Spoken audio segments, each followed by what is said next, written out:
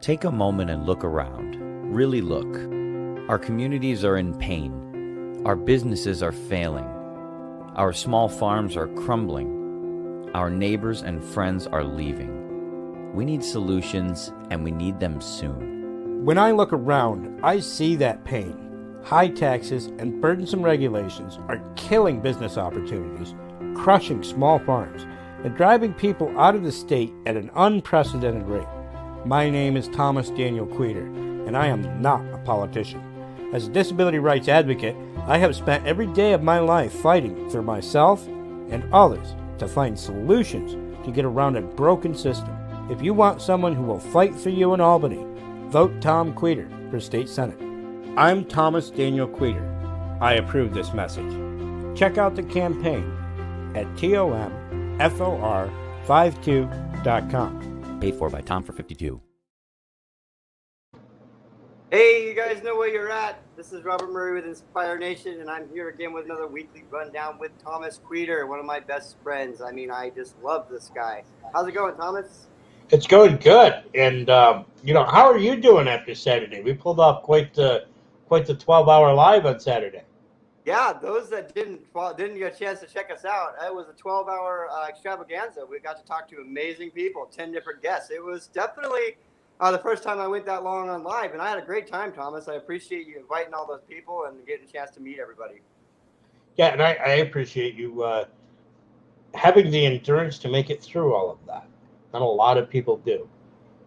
It was a good time. We raised some money, and those of you watching, you can see the ticker. We've got a promo code that runs all week. It kicked off Saturday. Money Bomb Tom, and you get $5 off any T-shirt purchase in the store at tomfor52.com. That's TOMFOR52.com. And Money Bomb Tom, all one word, is the promo code for $5 off a T-shirt. Yeah, so we ran a couple videos during the show, and we had, we were talking about mandates. We talked about Second Amendment rights. We talked about, even religion and how it, is in the political spectrum. We talked about infrastructure and campaigning. I got to meet your campaign manager. I mean, Dan Berman was there. The list goes on and on. It was a great time. Yeah, and I really enjoyed the conversation with Holly Ward. She's real big on her history of our government, and she's real big on getting involved locally with politics. Definitely, Holly. Thank you. She was definitely a treat for the show.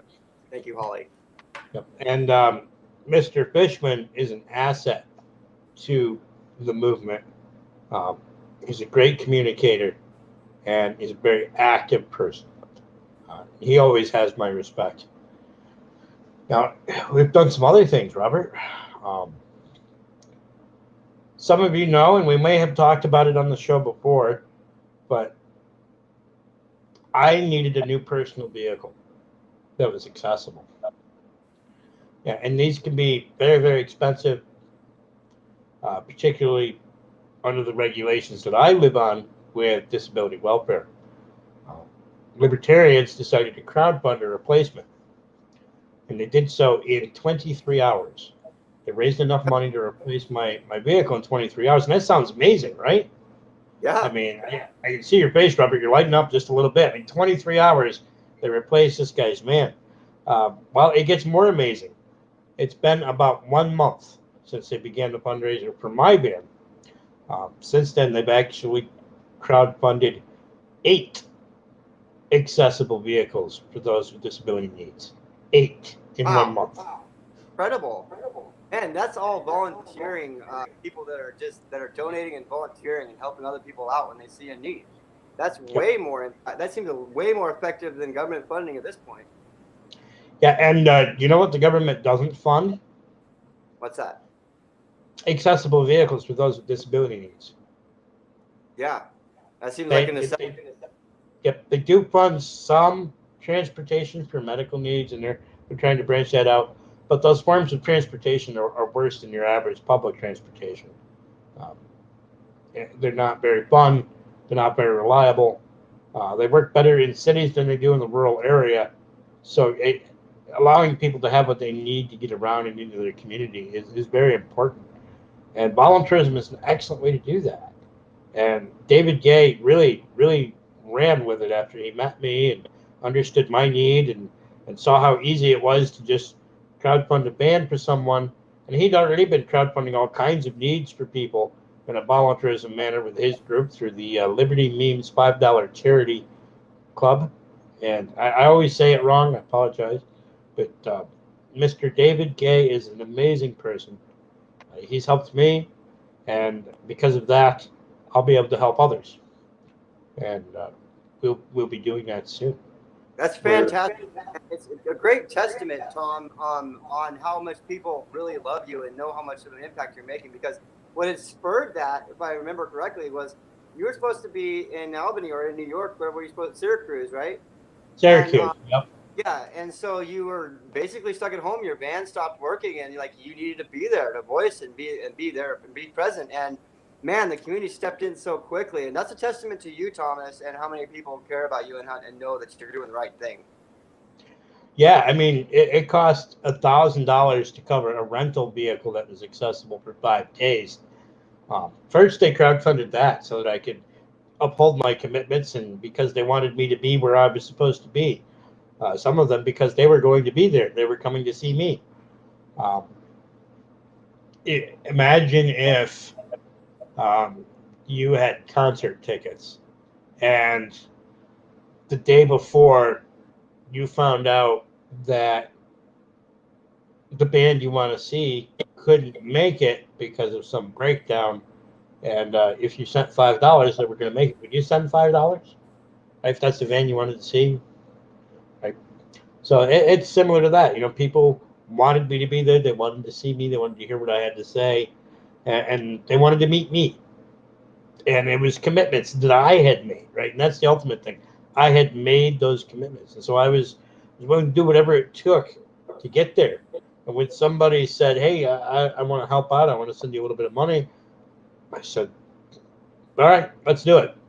And then everybody started sending money. And we crowdfunded that rental in just a couple hours. Then about a month after that was when David Gay took on the task of crowdfunding a replacement van, and that only took a day. What kind of sorry, Tom, Yeah, what kind of might be coming up here soon that you might use that transportation for again?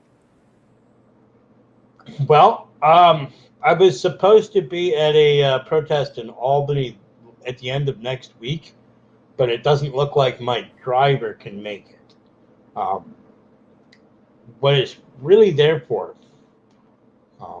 is emergencies. I can't call 911. EMTs don't know how to handle my situation.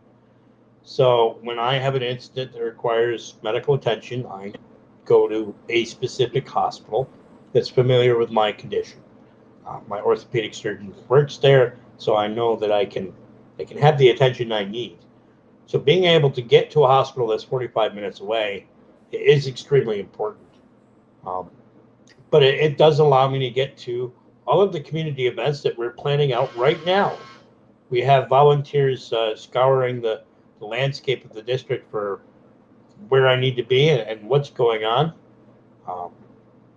There was some news about the district today. Apparently, a third map has been proposed, which is an even bigger district map. So that's going to be interesting, and that'll require even more travel. But That's amazing. Without transportation, there's no access to the community around here. It's all very rural. Yeah, I can definitely relate to the rural thing. Of course, you're not quite as rural as me, but your difficulties that you have getting around, it's extremely important that you can get to the hospital. You can't depend on ambulances and transportation like that. If something happens, you need to be able to get there, right? So Yeah. I know we're not going to go too long today. We just want to do a recap and stay consistent. But if there's anything else you'd like to talk about, Tom, of course, man, this is it. And everybody support Tom. Please go to that ticker at the bottom, tom52.com. And if you hit the promo code MoneyBombTom, you're going to get $5 off any of the T-shirts. Swagalicious, baby. Well, I think we've about said it all, Robert, but I want to thank you again for what you do for me.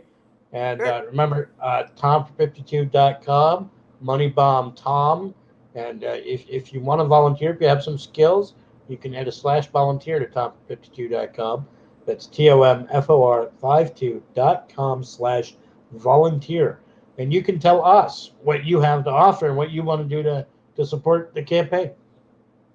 And Matt Lacey had a question. Is there an incumbent in this third map? Do you know what he's talking about?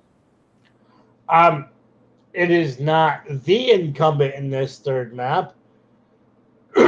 With this third map, there's probably 5 or 6 incumbents that might throw their hat in. They're really screwing things up, but we're going to go hard and heavy no matter what. Well, we're going to wrap it up, Tom. I just want to tell everybody I love them, and Tom, I love you. And you guys don't forget that Thomas has got our back, and he's always open for questions. Hit him up at tom@tomfor52.com in his email, and he'll answer. I mean, he answers the phone all the time. He calls me, and thank you, Tom, for being so present and intellectual with me. Thank you for teaching me the ropes and getting people involved. I appreciate you. Well, and thank you, Robert. I mean, if it weren't for people like you who dedicate their time and their knowledge and their own niche to a campaign, then campaigns like mine wouldn't run. It takes people like you. Liz says, I love you, Thomas. I love you too, Liz. Elizabeth, you're always welcome sometime. I'll send you. Oh, thank you. Love me too. Woo-hoo. You're always welcome on my show, Elizabeth, anytime. On that note, I want to wish you all a good night, and I'll talk to you in back channel or whatever, Thomas. Yep.